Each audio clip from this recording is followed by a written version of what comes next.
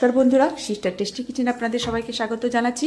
আজকে আপনাদের সঙ্গে একটা নতুন নিউ টেস্টে একটা ডাল আপনাদের সঙ্গে শেয়ার করছি, যেটা আমার মা আমাদেরকে করে খাওয়ায়।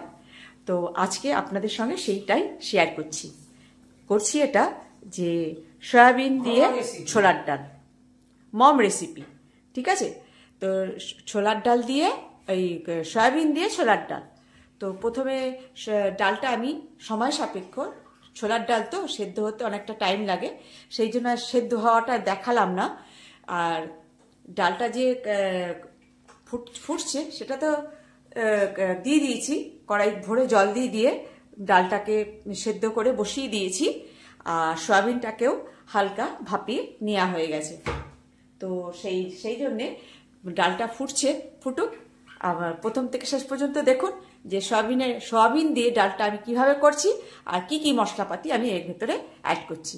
তো ডালটা ফুটছে বন্ধুরা, অথৈ সাগরে ডাল ফুটছে, ডালের সঙ্গে জল ফুটছে। এবারে এটা কমে একটুখানি, যাতে ফোড়ন দেওয়ার সময় মশলাটা এটা যখন আমি দেব তখন আর কি আমি টেস্টফুল হবে, একটা নিউ টেস্টের ডাল, যে কিরকম স্বাদ লাগে, যে সয়াবিন দিয়ে যে ডালটা এত টেস্টফুল হয় বন্ধুরা। তো আজকে সেই জন্যে আপনাদের সঙ্গে, আজকে হচ্ছে ঘরে, সেই জন্যে আজকে আপনাদের সঙ্গে শেয়ার করছি। যে ঘরে যদি কিছু অনেক সময় থাকে না, যে কিছু নেই, তো চলো তাহলে ডাল দিয়ে সয়াবিন দিয়ে হয়ে যাক গরম গরম ভাতে আর আলু ভাতে। ওহ, হেভি লাগে, নাহলে বেগুন পোড়া, যে কোনো একটা, তো হেভি লাগবে খেতে। তো ডাল হচ্ছে, ফুটুক, তারপরে আমি বলছি কি কি দিয়ে এটাকে ফোড়ন দেওয়া হবে। বন্ধুরা দেখুন ডালটা কতটা জল ছিল, এবার ফুটে জলটা এতটা এসছে। এবার ফোড়ন দেব। তো ফোড়ন দেওয়ার সময় আমি দেখাচ্ছি যে কি কি ফোড়নে কি কি পড়ছে। বন্ধুরা এই যে ডালটা নামিয়ে কড়াইটা আমি ওভেনে চড়িয়ে দিয়েছি। এবারে কড়াইতে দেব তেল, তারপরে ফোড়ন দেব। দেখুন বন্ধুরা, মশলাটা তো অনেকটা, সেই জন্যে ডালটা ফোড়নের জন্য এতটাই আমি তেল দিলাম। কেন কি মশলাটা কষতে, আমার সয়াবিনটা কষতে আমার এতটাই তেল লাগবে। তো তেলটা গরম হয়ে গেলে আমি দিয়ে দেবো বন্ধুরা এই যে গোটা জিরে ফোড়ন দেব। এখনো তেলটা গরম হয়নি, তেলটা গরম হলে গোটা জিরে ফোড়ন দেব বন্ধুরা। এবার গোটা জিরে ফোড়ন দিয়ে দিলাম।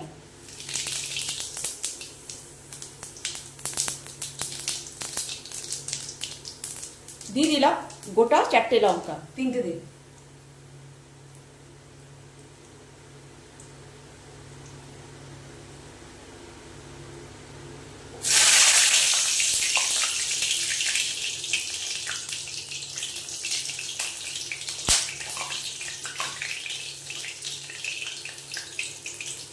তারপর দিয়ে দেবো বন্ধুরা তেজপাতা।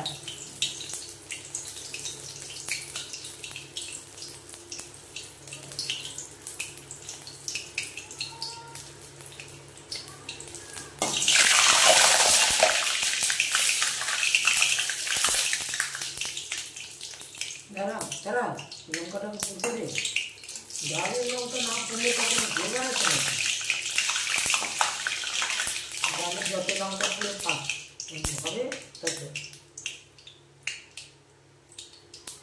দিয়ে দিলাম বন্ধুরা তেজপাতা। তারপর দিয়ে দিলাম বন্ধুরা গোটা গরম মশলা, দারচিনি, এলাচ, লবঙ্গ আর জয়িত্রী। দিয়ে দিলাম কুচনো পেঁয়াজ। বন্ধুরা এই যে কুচনো পেঁয়াজ দিয়ে দিলাম।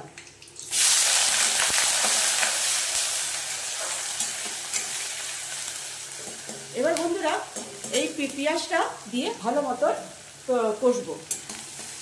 বন্ধুরা পেঁয়াজটা একটুখানি কাঁচা ভাবটা সরে যাবে, তারপরে দিয়ে দেবো রসুন, তারপরে দিয়ে দেবো বন্ধুরা এই যে আদা বাটা, লঙ্কা গুঁড়ো, জিরে গুঁড়ো, এই দিলাম। যেহেতু ডালে হলুদ দিয়ে দিয়েছি আর নুন দিয়ে দিয়েছি, সেহেতু এখানে আর হলুদ আর নুন দিলাম না। এইটা পরপর আর কি ফোড়নে যাবে।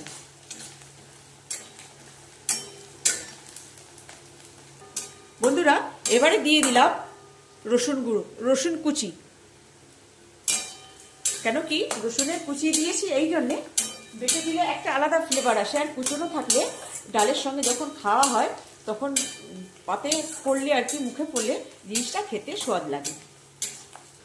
বন্ধুরা এইবারে দিয়ে দেবো জিরে, আদা আর লঙ্কার পেস্টটা। এটা দিয়ে ভালো করে কষে নেব।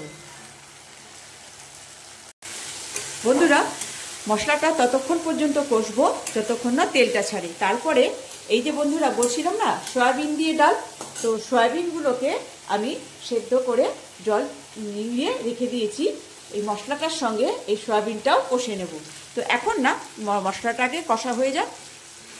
বন্ধুরা এই যে মশলাটা আমার তেল ছেড়ে দিয়েছে, এইবারে সেদ্ধ করা সয়াবিনগুলো এই কষার জন্য এতে দিয়ে দিলাম। এইবার মশলা দিয়ে ভালো করে এটা দিয়ে কষবে। বন্ধুরা এই যে সয়াবিনটা ভালো মতন কষা হয়ে গেছে, এইবারে এর ভেতরে ডালটা ফোড়ন দেবে।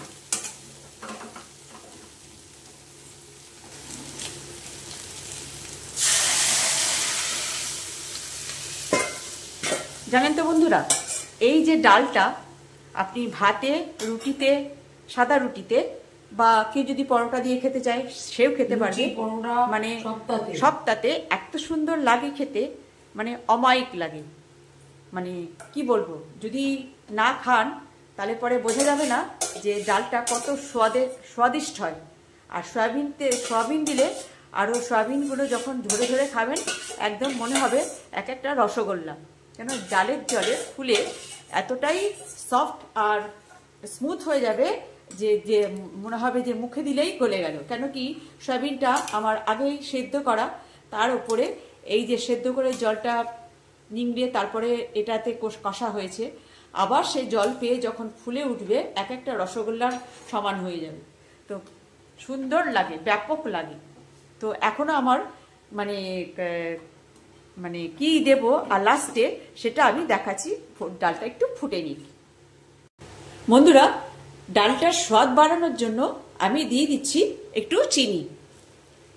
আপনারা বলবেন পেঁয়াজ রসুন আর তারপরেও চিনি। হ্যাঁ বন্ধুরা, চিনি দিলে নুন চিনি ঝালের যে কম্বিনেশনটা সুন্দর লাগবে।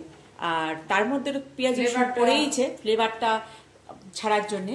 তখন দেখবেন বন্ধুরা একটুখানি ব্যালেন্স, যে কোনো জিনিসের ব্যালেন্সটা ঠিক রাখার জন্যে মানে চিনিটা মানে খুব সুন্দর, মানে ভালো মতন ব্যালেন্সটাকে রাখে আর টেস্টফুল লাগে।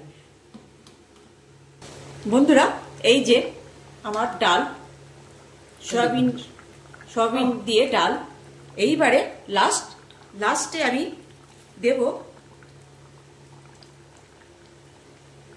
1 চামচি গরম মশলা ফ্লেভারের জন্যে দিয়ে দিলাম, আরো সুন্দর টেস্টফুল লাগবে।